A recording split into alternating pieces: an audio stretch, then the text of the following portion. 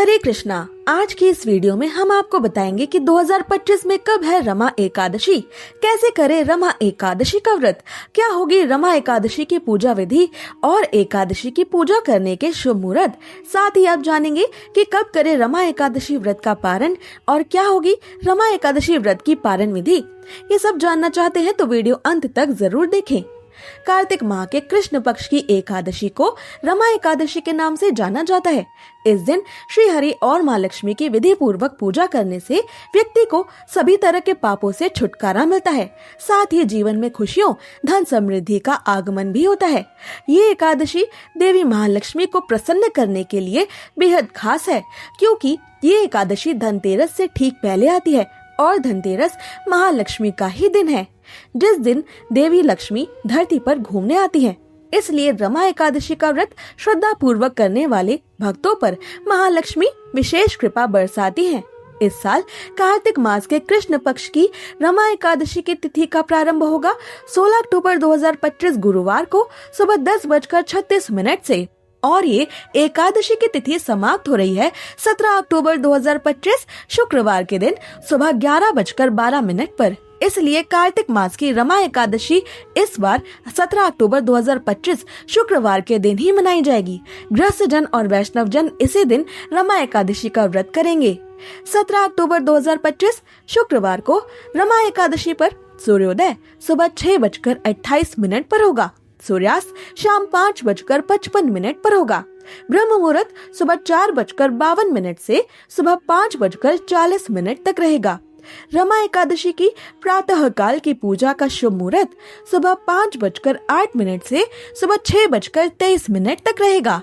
सायंकाल की पूजा का शुभ मुहूर्त शाम 5:49 से शाम 7:05 तक रहेगा। आप इन शुभ मुहूर्तों में भगवान श्री हरि विष्णु की एकादशी की पूजा कर सकते हैं। ये एकादशी की कथा और पूजा के लिए बहुत ही शुभ समय है। इस बार रमा एकादशी पर राहु काल सुबह 10:30 बजे से दोपहर 12 बजे तक रहने वाला है, तो इस अशुभ राहु काल में रमा एकादशी की पूजा, कथा आदि करने से बचें।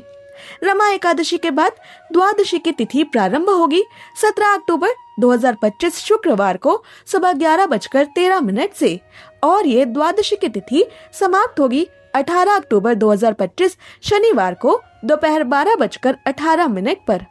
रमा एकादशी के बाद चलने वाला हरिवासर का समय समाप्त होगा 17 अक्टूबर 2025 शुक्रवार को शाम 5:30 बजे तक। 18 अक्टूबर शनिवार को द्वादशी के दिन सूर्योदय सुबह 6:29 पर होगा। सूर्यास्त शाम 5:54 पर होगा। ब्रह्म मुहूर्त सुबह 4:47 से सुबह 5:35 तक रहेगा। द्वादशी की प्रातः काल की पूजा का शुभ मुहूर्त सुबह 5:08 से सुबह 6:24 तक रहेगा। अभिजीत मुहूर्त सुबह 11:48 से दोपहर 12:32 तक रहेगा और इस दिन राहु काल सुबह 9 बजे से सुबह 10:30 बजे तक रहने वाला है।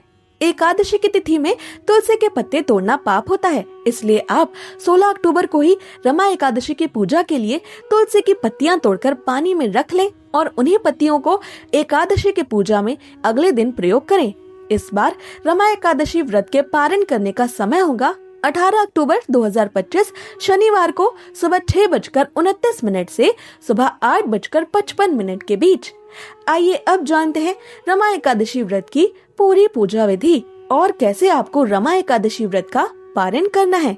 रमा एकादशी के दिन विष्णु जी की पूजा के लिए लक्ष्मी नारायण की प्रतिमा, पीले रंग के फूल, नारियल, सुपारी, फल, धूप, दीप, घी, पंचामृत, अक्षत, तुलसी, चंदन समेत पूजा की सभी सामग्रियां आप एकत्रित कर लें। एकादशी के दिन सुबह जल्दी उठकर स्नान करें और स्वच्छ पीले कपड़े धारण करें।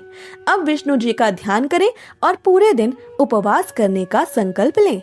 घर के मंदिर की साफ सफाई के बाद लक्ष्मी नारायण की प्रतिमा के समक्ष घी का दीपक जलाएं।